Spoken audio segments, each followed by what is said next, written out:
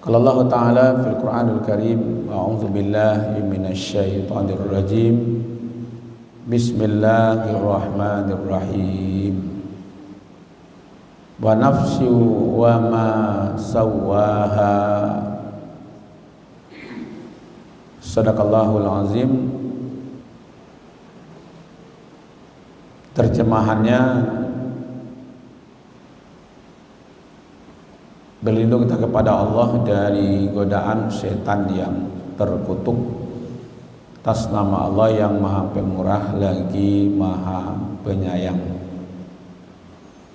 dan jiwa serta penyempurnaannya dalam kurung ciptaannya. Buya Hamka menerjemahkan demi jiwa serta penyempurnaannya.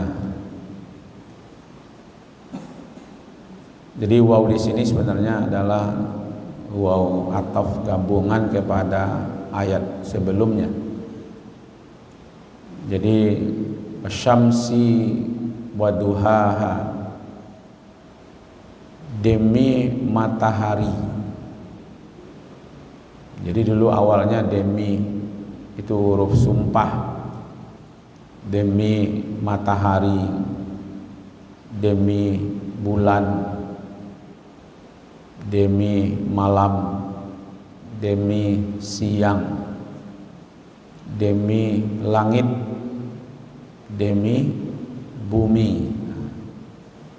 Demi bumi ini kita bahas hari Senin yang lampau. Nah, 6 kali Allah bersumpah. Sekarang tambah lagi demi jiwa.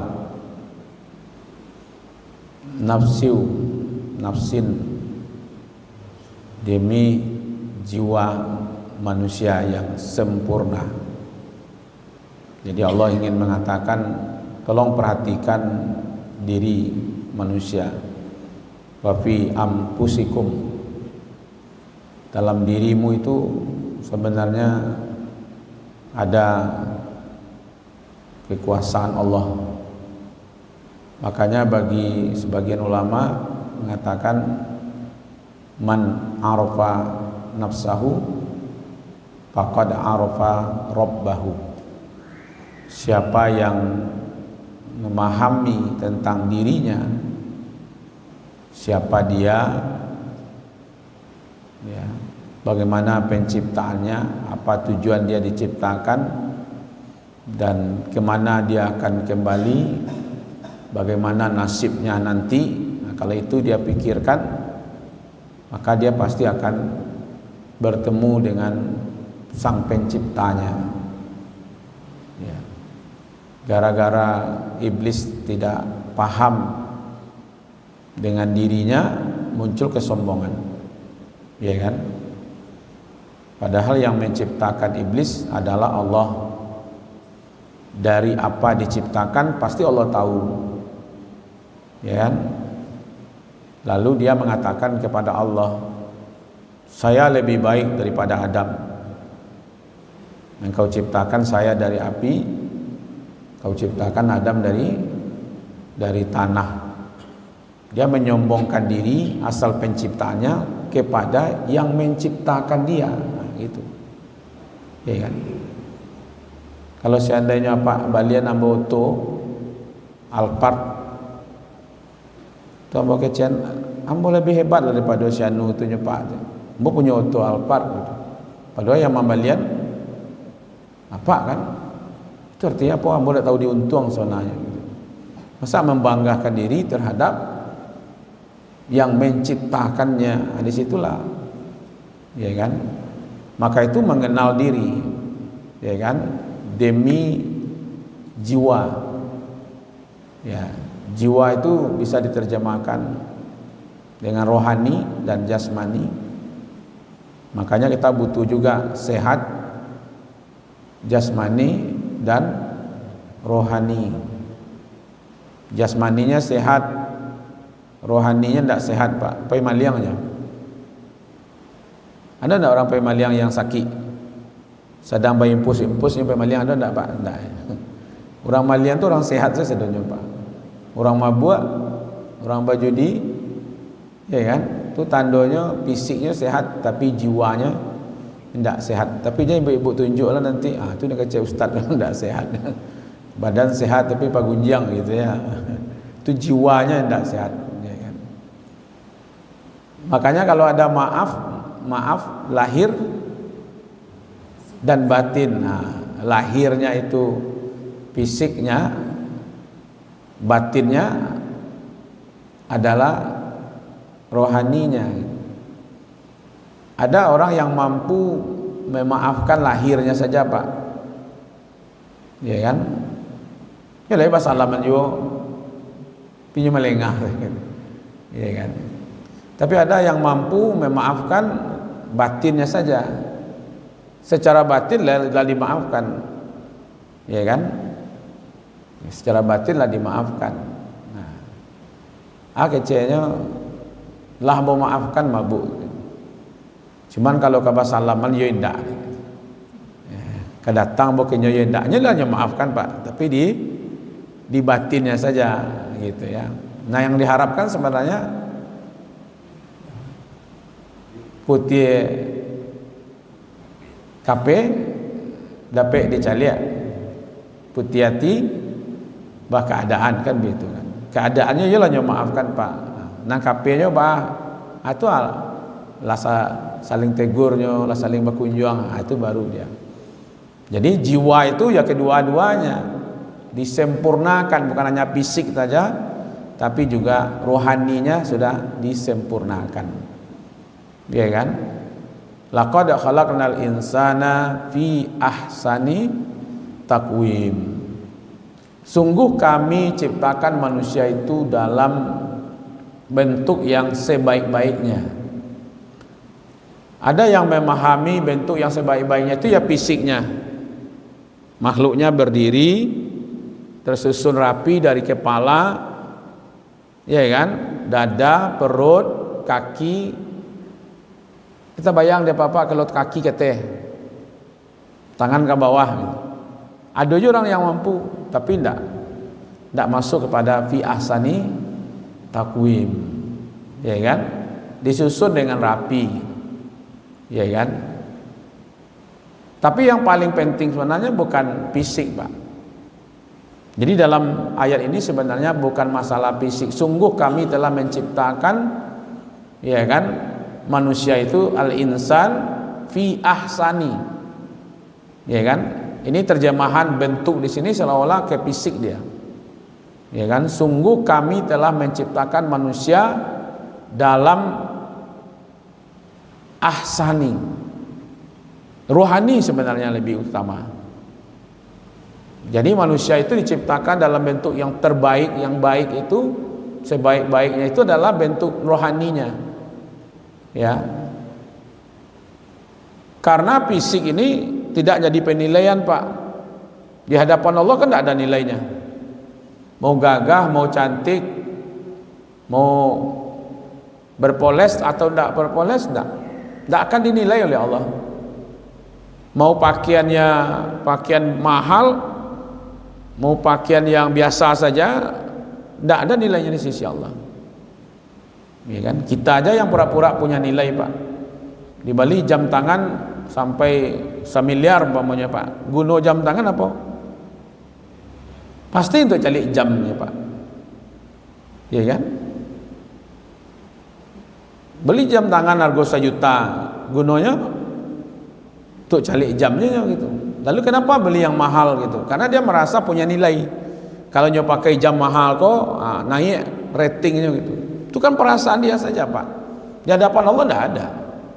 Mau jam mahal, yang penting tidak punya jam tapi bisa datang tepat waktu ke masjid gitu. Kok ada orang, Pak, manggali jam kerajanya? Iya kan?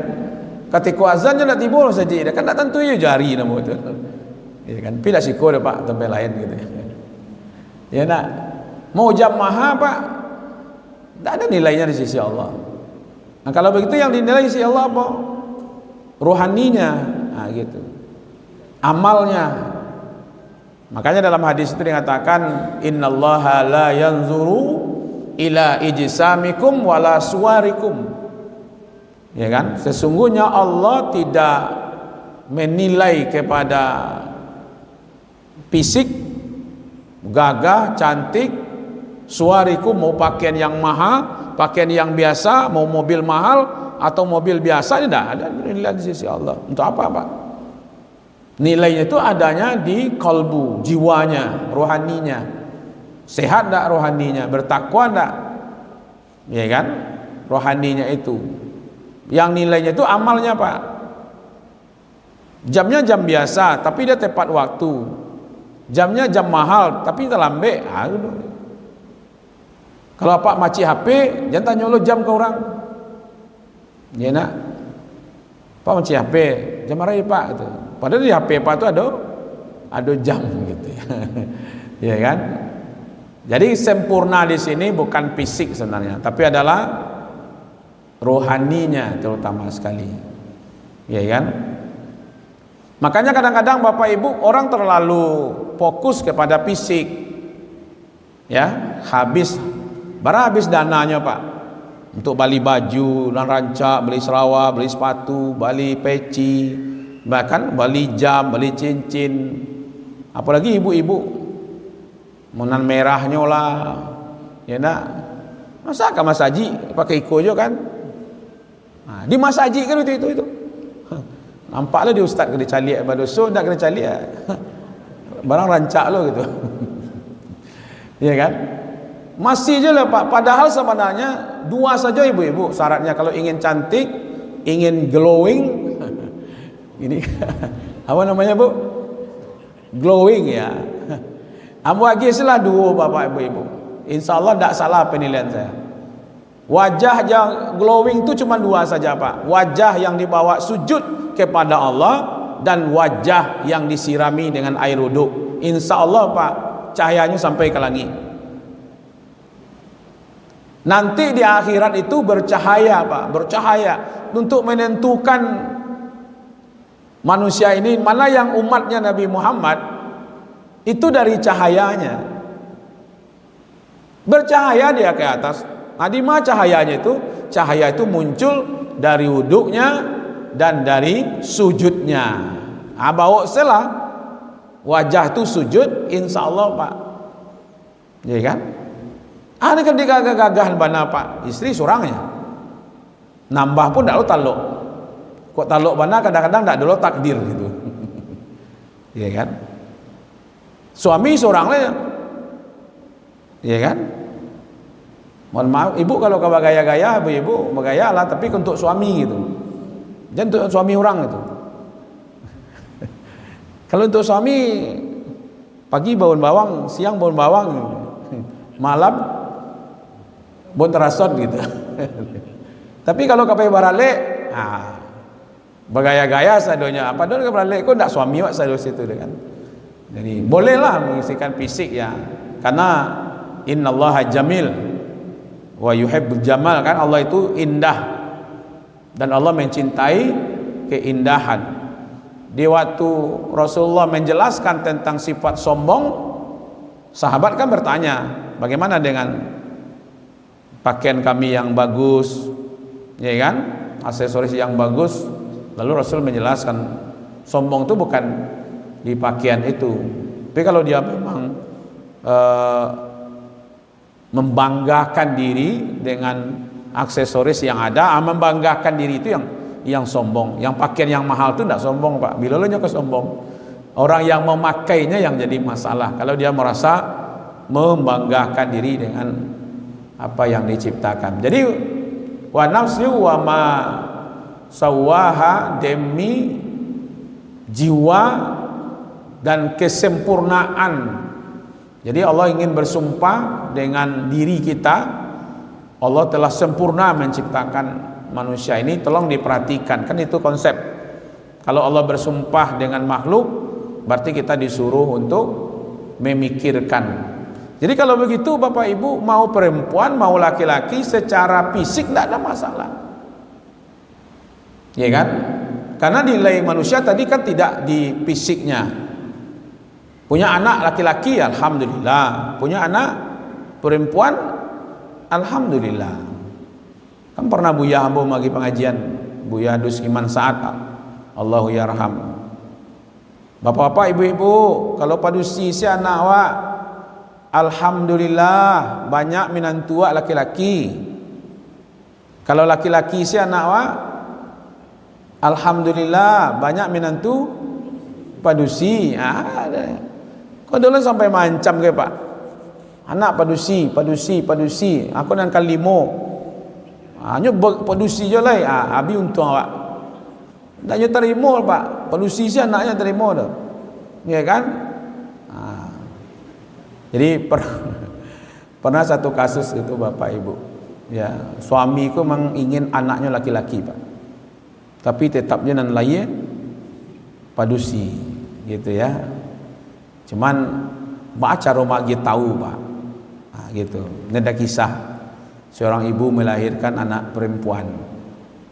Setelah lahir kata dokter, selamat ya Bu, anaknya cantik, sempurna.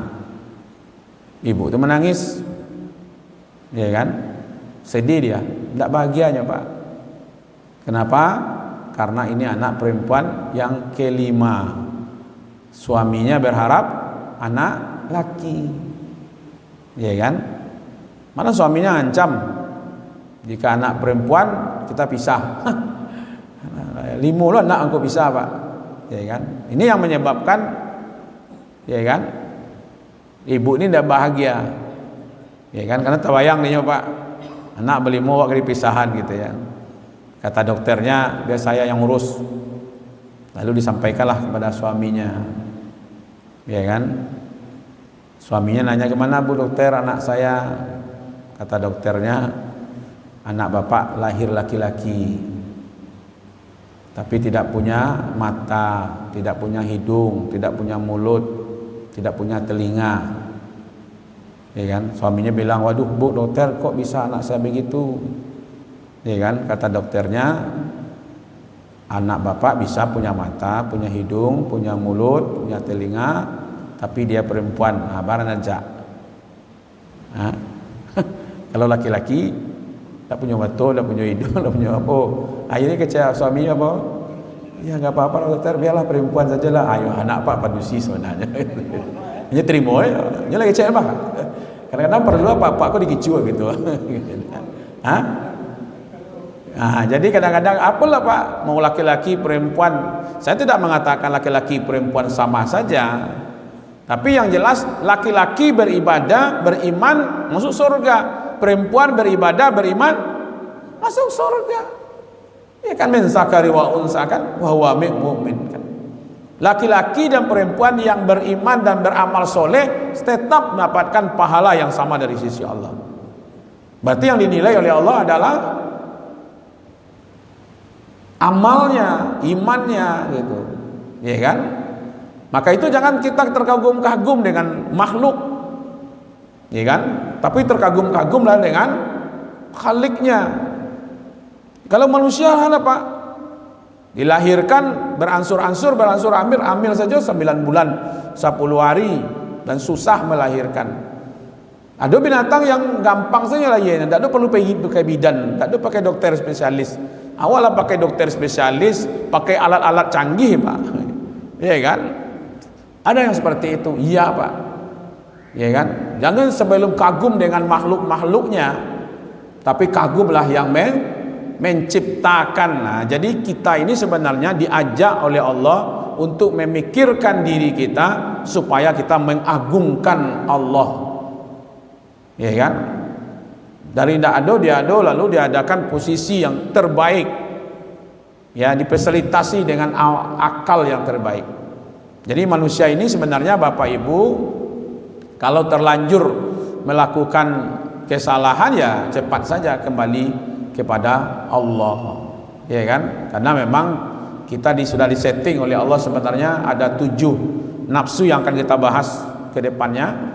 Ada nafsu amaratun bisuk yang selalu mengajak manusia untuk berbuat salah. Ada nafsu lawwama, ada nafsu mulhima, ada nafsu mutmainnah. Minimal sampai di sini nanti.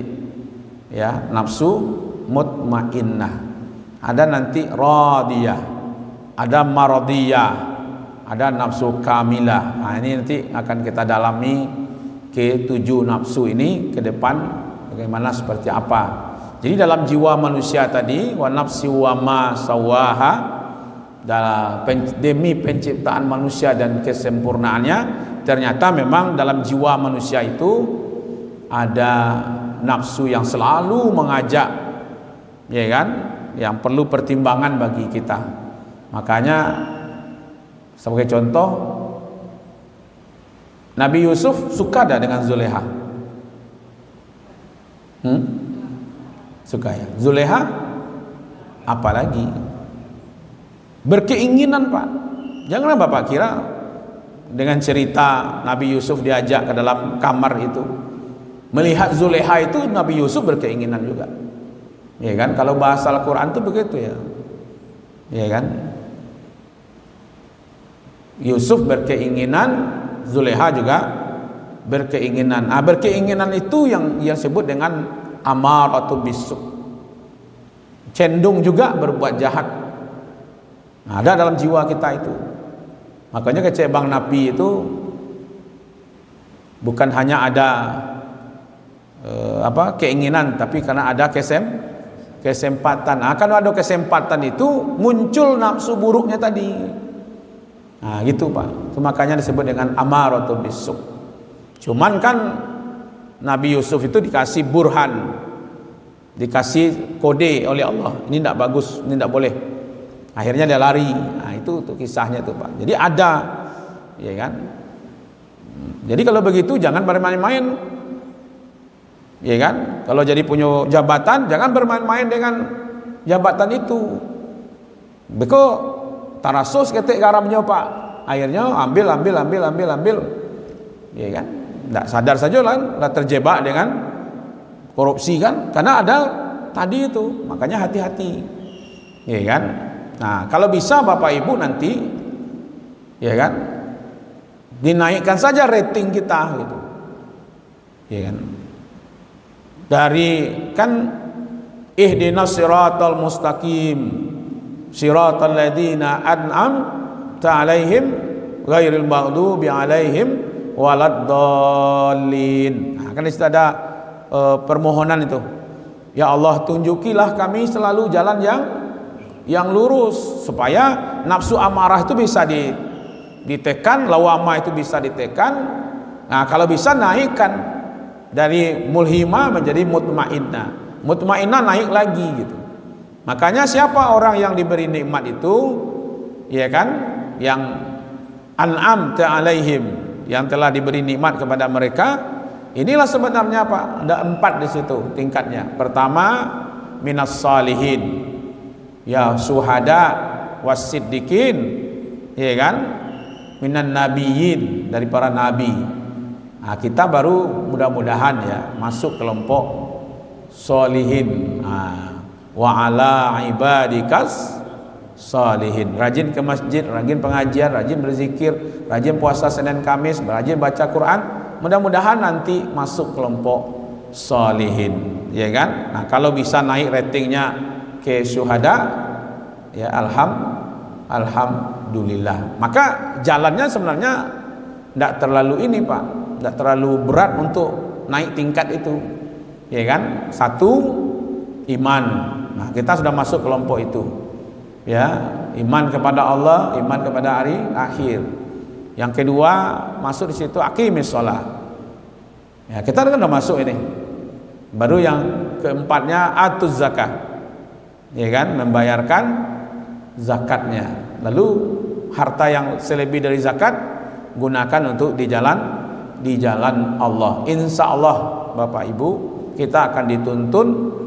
Kalaupun ada nafsu-nafsu yang buruk, maka nanti akan muncul nafsu yang baiknya. Itulah kesempurnaan jiwa kita dengan alat. Ya, nanti akan kita urai lebih dalam Bapak-bapak, Ibu-ibu, karena nanti fa'alhamaha fujuraha wa taqwaha. Lalu ada kalimat qad aflaha man zakkaha wa qad khaba man dassaha. Itu dipreteli lebih dalam. Insya Allah pertemuan yang akan datang.